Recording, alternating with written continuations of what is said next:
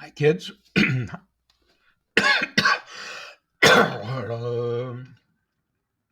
Hi, kids. Welcome back. Today's book is How the Grinch Stole Christmas by Dr. Seuss. I think you're going to like it a lot.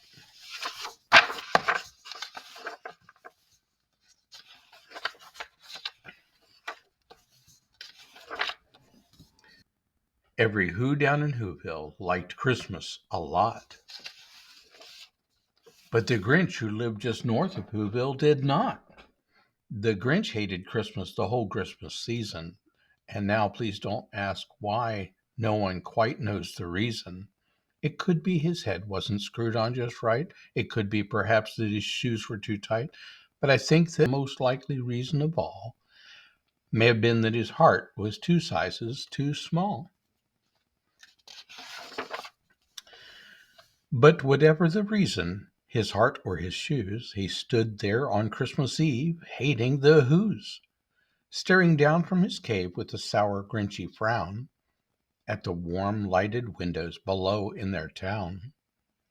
For he knew every Who down in Whoville beneath was busy now hanging a mistletoe wreath. And they're hanging their stockings, he snarled with a sneer. Tomorrow is Christmas, it's practically here. Then he growled with his grinchy fingers, nervously drumming, I must find a way to keep Christmas from coming. For tomorrow, he knew,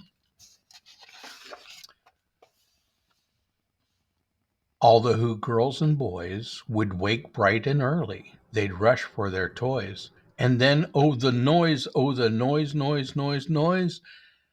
That's the one thing he hated, the noise, noise, noise, noise. Then the Who's young and old would sit down to a feast. They'd feast and they'd feast and they'd feast, feast, feast, feast.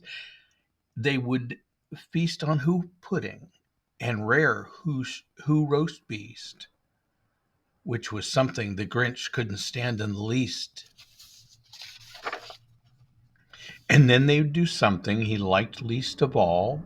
Every Who down in Whoville, the tall and the small, would stand close together with Christmas bells ringing. They'd stand hand in hand, and the Who's would start singing. They'd sing and they'd sing and they'd sing, sing, sing, sing. And the more the Grinch thought of this Who Christmas sing, the more the Grinch thought, I must stop this whole thing. Why, for 53 years I've put up with it. Now I must stop this Christmas from coming. But how? Then he got an idea, an awful idea. The Grinch got a wonderful, awful idea. I know just what to do. The Grinch laughed in his throat, and he made a quick Santa Claus hat and a coat, and he chuckled and clucked. What a great Grinchy trick. With this coat and this hat, I look just like Saint Nick. All I need is a reindeer. The Grinch looked around, but since reindeer are scarce, there was none to be found. Did that stop the old Grinch? No, the Grinch simply said, if I can't find a reindeer, I'll make one instead. So he called his dog Max. Then he took some red thread and he tied a big horn on the top of his head.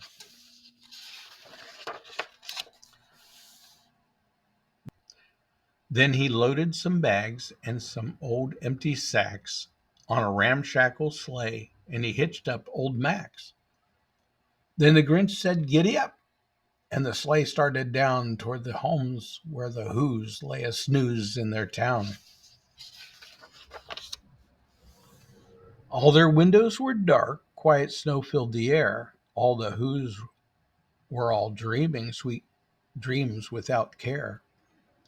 When he came to the first little house on the square, this is stop number one, the old Grinchy Claus hissed, and he climbed to the roof, empty bags in his fist. Then he slid down the chimney, a rather tight pinch. But if Santa could do it, then so could the Grinch.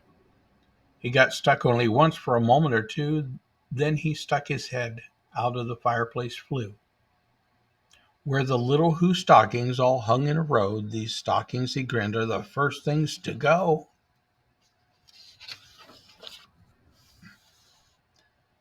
Then he slithered and slunk with a smile most unpleasant around the whole room, and he took every present: pop guns and bicycles, roller skates, drums, checkerboards, tricycles, popcorns, and plums, and he stuffed them in bags. Then the Grinch, very nimbly, stuffed all the bags, one by one, up the chimbley. Then he slunk to the ice box. He took the Who's Feast. He took the Who pudding. He took the roast beast. He cleaned out that ice box as quick as a flash. Why, that Grinch even took their last can of Who hash.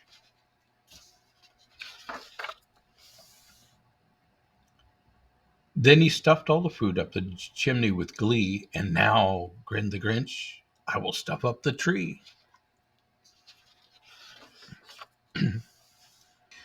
And the Grinch grabbed the tree and he started to shove when he heard a small sound like the coo of a dove.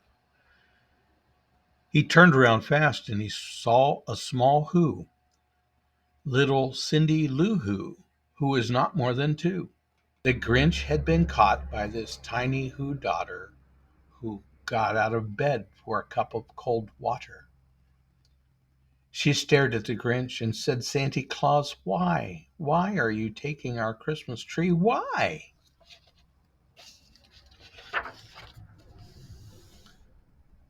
But you know, that old Grinch was so smart and so slick, he thought up a lie and he thought it up quick. Why, my sweet little tot, the fake Santa Claus lied. There's a light on this tree that won't light on one side. So I'm taking it home to my workshop, my dear. I'll fix it up there, then I'll bring it back here. And his fib fooled the child. Then he patted her head, and he got her a drink, and he sent her to bed. And when Cindy Lou Who went to her bed with her cup, he went to the chimney and stuffed the tree up.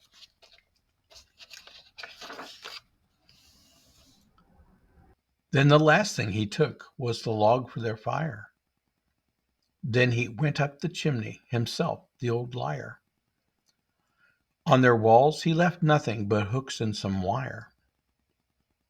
And the one speck of food they left in the house was a crumb that was even too small for a mouse. Then he did the same thing with the other Who's houses, leaving crumbs much too small for the other Who's mouses.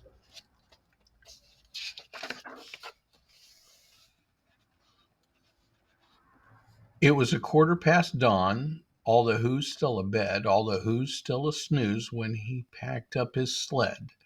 Packed it up with their presents, the ribbons, the wrappings, the tags and the tinsel, the trimmings, the trappings.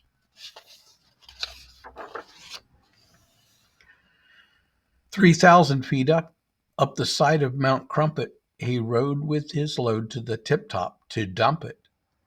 Pooh-pooh to the Who's. He was grinchiously humming. They're finding out now that no Christmas is coming. They're just waking up. I know just what they'll do. Their mouths will hang open a minute or two. Then the Who's down in Whoville will all cry boo-hoo. That's a noise, grinned the Grinch, that I simply must hear. So he paused, and the Grinch put his hand to his ear.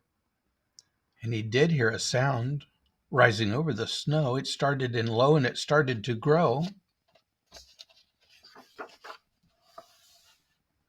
But the sound wasn't sad. Why, this sound sounded merry. It couldn't be so, but it was merry, very. He stared down at Whoville. The Grinch popped his eyes. Then he shook. What he saw was a shocking surprise.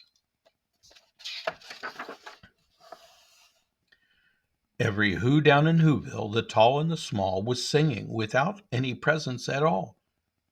He hadn't stopped Christmas from coming. It came. Somehow or other, it came just the same.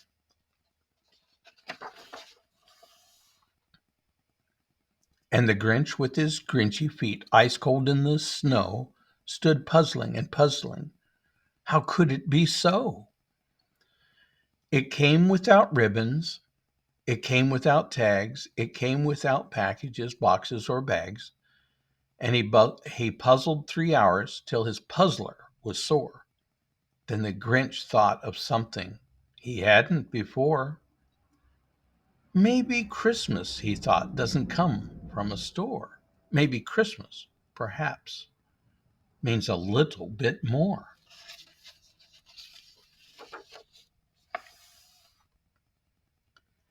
And what happened then? Well, in Whoville they say that the Grinch's small heart grew 3 sizes that day. And the minute his heart didn't feel quite so tight, he whizzed with his load through the bright morning light, and he brought back the toys and the food for the feast. And he